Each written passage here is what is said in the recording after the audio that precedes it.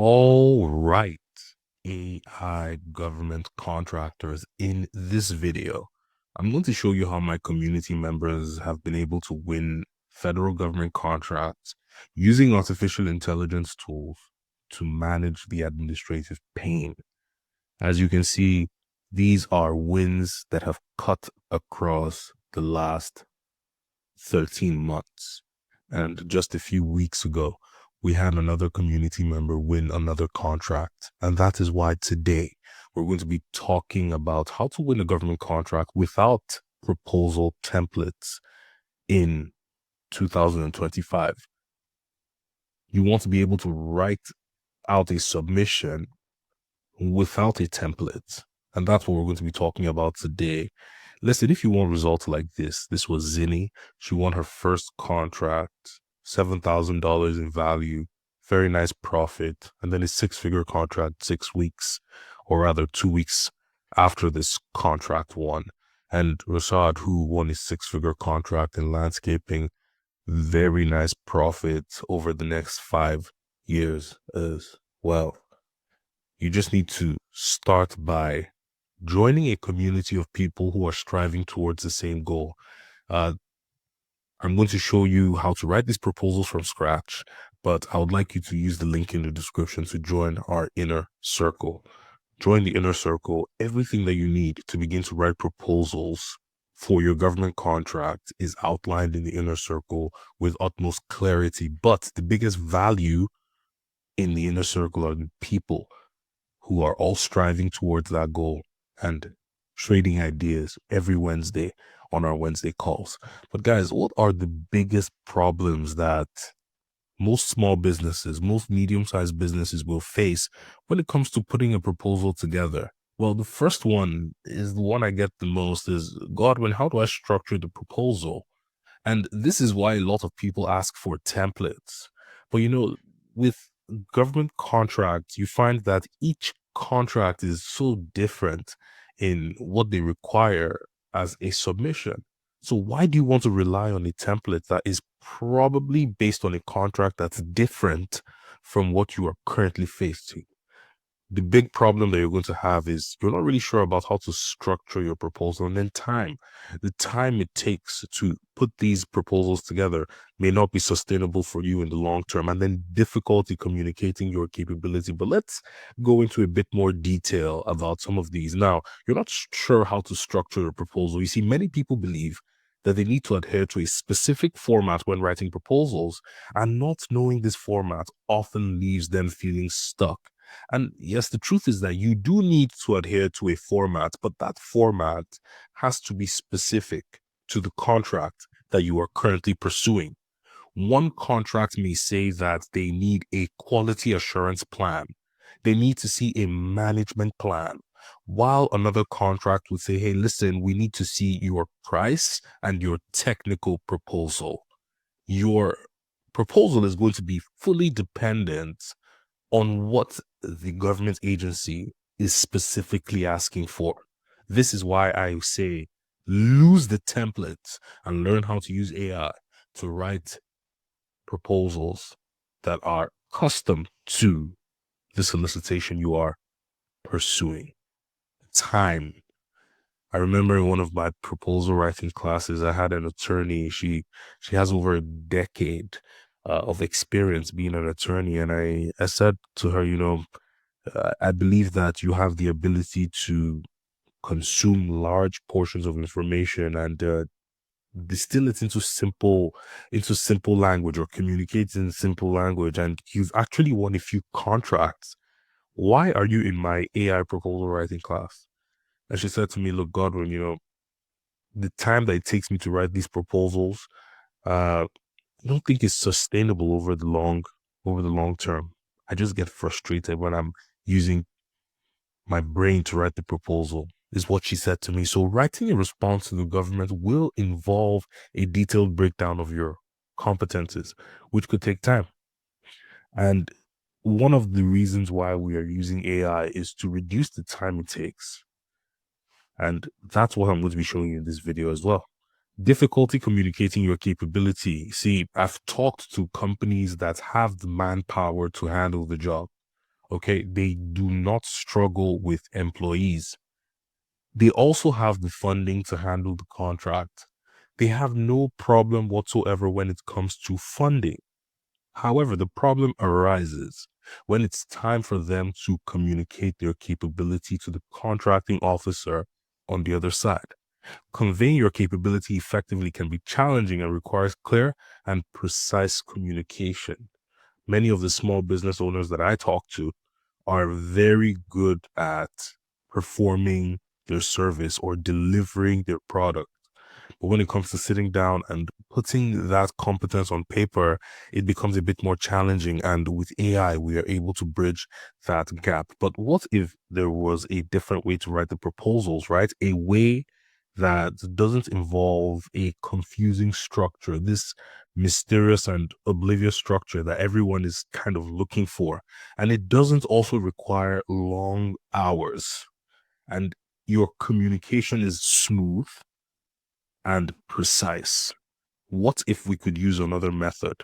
Is there a system? Is there a framework that we can use? Something that is reliable, repeatable, and result oriented. Okay, something that gives you a result at the end. Yes, the short answer is yes.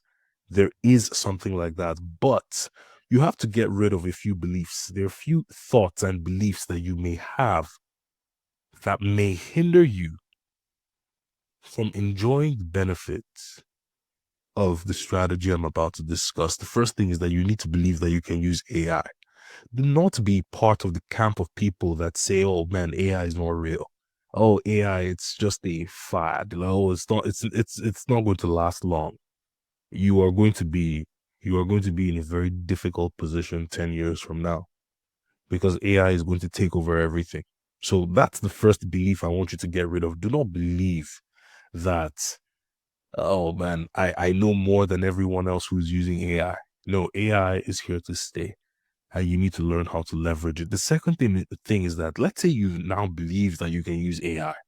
Let's say you've already sorted out that problem, but you think that now AI is going to write your entire proposal with one prompt. Well, I have bad news for you. It's not. Okay, so get that out of your mind. By the way, if you want to see how you can write proposals with a method, then I suggest you use the link in the description to join our inner circle. But you also need to get rid of the belief that you need a template. Templates are not very useful. A template is like trying to fit a round head into a square hole. Okay. What happens is that that template that you're looking at is based on a particular contract with specific requirements, and the contract that you may be pursuing would have different requirements on submission. This is what I want you to do. Forget about the templates. Use AI tools to write the proposal for the contract that you are pursuing. But I want to get started with a little bit of a demo, and the demo is simple. If you've been watching the video up until this point, you're the kind of person I'm looking to show this demo to. The first thing I'm going to do is I'm going to show you how to use SAMSearch to find your contract. That's going to be very quick. When we find and we select a contract, I'm going to break down the contract with our AI govcon proposal builder, which is a GPT that allows you to write proposals in a specific way and break down contract. But with that being said, let's go to the demo. Right, we are here in SAMSearch, and I have partnered with the developers of this platform to give members of the AI GovCon community, people who want to be part of the movement of using artificial intelligence tools to win government contracts, to get a 25% discount on the first 3 months. Okay, 25% discount on the first 3 months. Use the link in the description. Use the discount code Godwin25. But let's get into what we are doing today. We are looking for a contract in the security industry.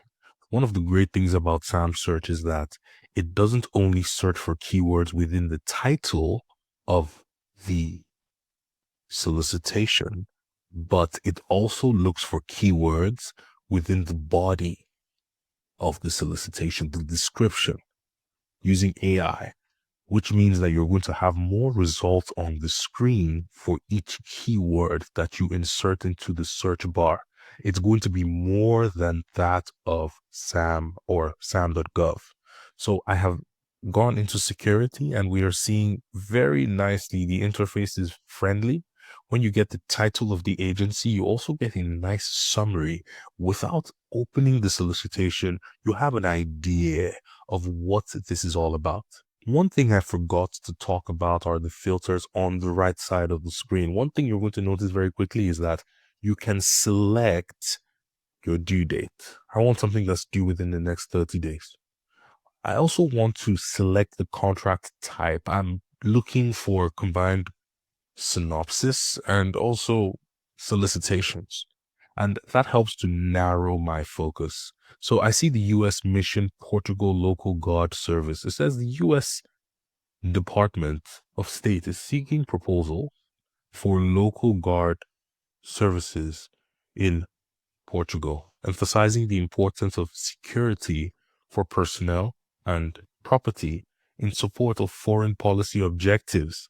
The Bureau of Diplomatic Security requires effective security programs to protect the U.S. diplomatic missions and their staff. Interested bidders should note the solicitation deadline of June 13th, 2025, and relevant NICS code. Let's check this out. This sounds very interesting. It's due in the next 25 days. Okay, so we're able to read the smart summary here. So there's always a smart summary. Some of the great things about SAMSearch is that you can add this particular contract to your tracking sheet. It's called the journey. So the journey board. And you can also look at all the attachments, all the information. Let's check out. You can see that some of these I'm unable to download them. So I'm just going to move on to something else. I'm very quick to move on once I see complications. Okay, security gate repair, USCG Philadelphia. Okay, the US Coast Guard is seeking bids for the repair and replacement of security gate opening and closing mechanism in Philadelphia. Okay, let's open this. Sounds simple enough. I'm going to download these two attachments. The next thing I want to open on my screen is actually ChatGPT, but not just ChatGPT, but the proposal builder. Okay, so I'm going to put these two attachments in here. This has been trained based on my ebook, Government Contracting Without Tears, which you can get in the school community. And some of the information and feedback that I've received from my inner circle members to create this particular GPT that helps you to put proposals together. Check this out. All I have to say is break this down. And when I ask it to break it down, it's going to break it down in a certain way. What I mean is this. It's not only going to give us, it's not just going to give us a one paragraph about this contract. It starts off with a solicitation summary. So the solicitation summary gives us that high level 10,000 feet view on the title, the issuing agency, the purpose of the solicitation, the scope, the proposal due date, the evaluation criteria. Especially this evaluation criteria is really important. You see, it says not explicitly outlined, but implied to involve. So sometimes you're going to notice, okay, this is exactly what they want. And ChatGPT is, or the proposal builder is very good at telling you like, hey, this is not what was in there, but it's implied through the text. So technical compliance, experience qualification, timeline compliance. Okay, so we also have a statement of work summary. The statement of work summary is very simple. It gives you the key tasks and deliverables, the standards and compliance, the timeline, the administrative requirements. It's all right there for you to see. And I also attached the wage determination summary form. It gives you the summary of the wage determination, and it's actually breaking everything down. This is not really necessary. But one thing I want to go into here is that after you've broken this down the first time, you want to go into more detail. So you see that this is a summary. If you want more information about the solicitation, you can ask for more information. If you want more information about the statement of work, you can also ask for more information. But what we're seeing here is that It is going to be removing the existing gate operator. You're going to install a new LiftMaster IHSL, and the installation, removal, installation, compliance, and then you have these questions. You're going to find that the proposal builder is always going to ask you follow-up questions leading you to writing the proposal. So I'm going to quickly answer these questions. What's my company name? I'm going to say ABC Ltd. Do you have a URL? For now, I'm just going to say no. Subcontractor, no. We will fulfill the work. I'm just going to say no. So for the sake of this example, we have no subcontractor.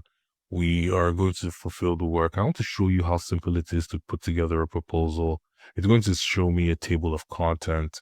And I'm going to say, well, yes, continue to the executive summary. Thank you. Below is the executive summary for your proposal. And then it starts. ABC Ltd is pleased to submit this proposal to perform the replacement of the North and South Gate operators at the U.S. Coast Guard Sector, Delaware Bay, location at 1 Washington Avenue, Philadelphia. This project represents a critical infrastructure enhancement, and ABC Ltd is fully prepared to deliver a turnkey solution that is safe, compliant, and operationally reliable. Our team will remove the existing gate operator system and install new LiftMaster IHSL industrial gate operators with battery backups. The scope includes the integration of safety photo eyes, virtual vehicle detection loops, cantilever gate hardware, and full system programming. Our certified technicians will test and commission the system to ensure operational readiness, providing training and documentation as required. And if you notice, like, I'm already seeing things that I saw in the breakdown being added to the proposal. You don't need to make it 50 pages long. You don't need to make it 200 pages long. You need to be concise, and you need to give them exactly what they want. I want to get my inner circle to 100 members before the end of this year. If you're looking to enhance your proposal writing process, I suggest you use the link in the description to join our inner